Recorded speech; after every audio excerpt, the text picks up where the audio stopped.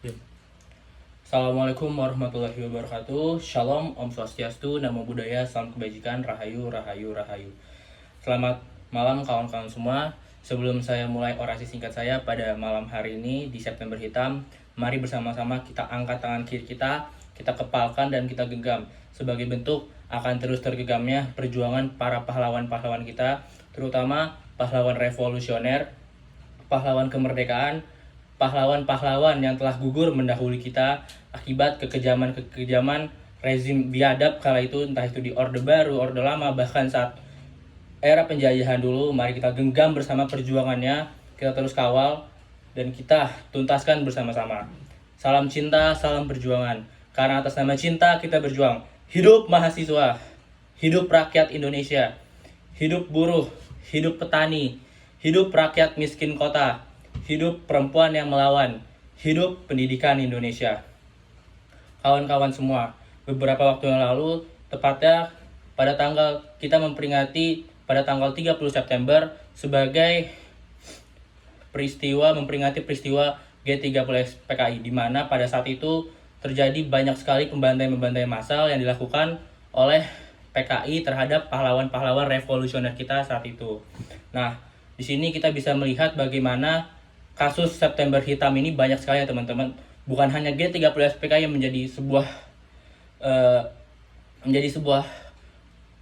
kasus utama untuk di bulan September, tapi masih banyak seperti contohnya tragedi Semanggi, reformasi di korupsi beberapa tahun lalu di tahun 2019, terus kasus-kasus Marsina, kasus Wiji Tukul, dan kasus Munir yang sampai saat ini fakta-faktanya belum bisa terungkap dengan jelas. Bagaimana pemerintah yang telah menjanjikan seluruh janji-janji merealisasikan bagaimana kasus-kasus tersebut bisa segera diungkap, tapi faktanya hingga saat ini kita bisa melihat dari by data-data yang kita lihat masih banyak aksi-aksi kamisan untuk menuntut bagaimana kejelasan dari kasus pelanggaran-pelanggaran HAM terutama yang terjadi di bulan September.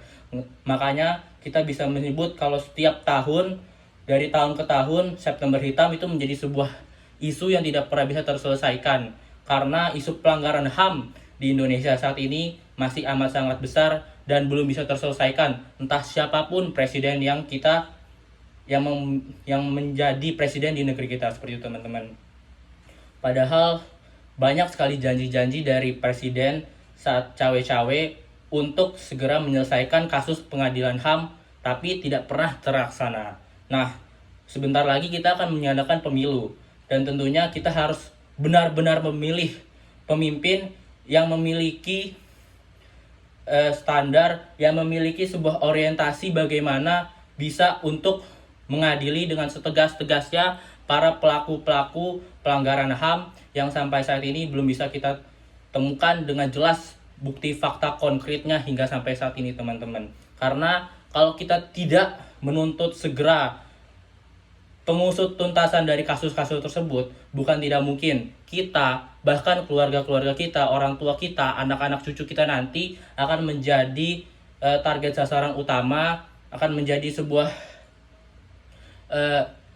target lah dari pemerintah apabila dirasa kita melakukan demonstrasi ke depannya, tetapi rezim kita dikuasai oleh rezim biadab seperti contohnya rezim Orde Baru seperti itu. Nah, oleh karena itu teman-teman, untuk mencegah kembali peristiwa-peristiwa tersebut berulang, mari bersama-sama kita tingkatkan kesadaran di diri kita bagaimana di sini kita sebagai mahasiswa, sebagai pemuda yang tentunya sudah harus menjadi garda terdepan dari seluruh peran pergerakan mahasiswa saat ini sebagai penyambung lidah rakyat. Di sini kita bisa menjadi sebuah pelopor dari inisiasi gerakan-gerakan tersebut untuk kembali menuntut keadilan bagi mereka yang saat ini dirasa dirugikan, seperti contohnya keluarganya, bahkan anak cucu mereka yang sampai saat ini belum bisa menerima kompensasi dengan sebaik-baiknya dari peristiwa pelanggaran HAM tersebut.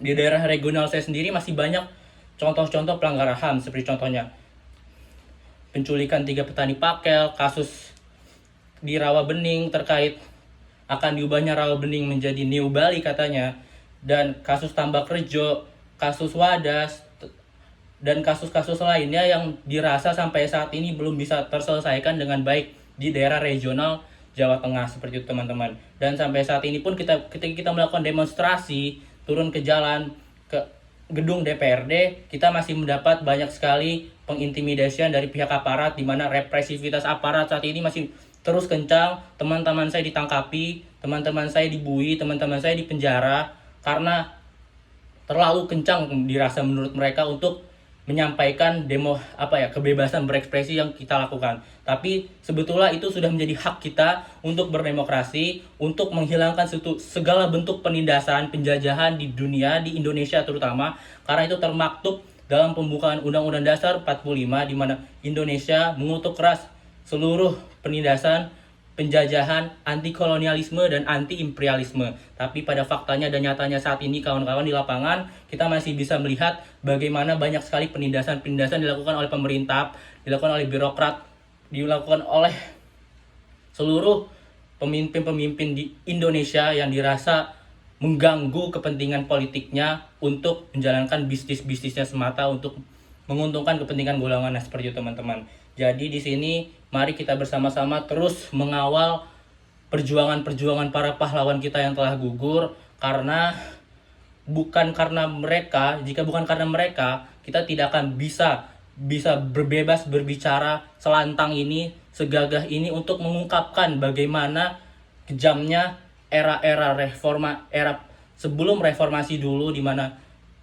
kebebasan pers ditiadakan, kebebasan berekspresi dihilangkan, kita langsung ditangkap. Tapi saat ini kita untungnya masih bisa bebas berekspresi, dan jangan sampai di tahun 2024 nanti kita mendapatkan pemimpin yang kembali lagi menjadikan politik dinasti sebagai cikal bakal terdirinya politik dinasti. Jangan sampai kebebasan berekspresi kita kembali semakin direnggut, karena saat ini sudah mulai semakin terenggut dengan kurangnya oposisi yang ada. Kita memilih pemimpin yang dirasa bisa menyampaikan aspirasi rakyat, bisa mendengarkan pendapat-pendapat dari mahasiswa, dan kita bisa saling bersama berkolaborasi dengan pemerintah untuk menciptakan sebuah kebijakan, bukan dengan membuat kebijakan hanya dengan satu pihak saja tanpa melibatkan kepentingan rakyat, karena asas-asas demokrasi, asas-asas kemanusiaan, asas-asas persatuan, dan asas-asas kerakyatan itu jelas tidak termaktub di dalam demokrasi Indonesia saat ini kawan-kawan. Oleh sebab itu, mari kita sama-sama sadar diri,